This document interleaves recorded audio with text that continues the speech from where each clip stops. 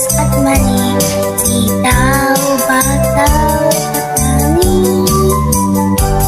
pundol, patula, upot, kalabasa, at saka mayroon pang labanos, mustasa, sibuyas, kamatis, bawang at luya, sa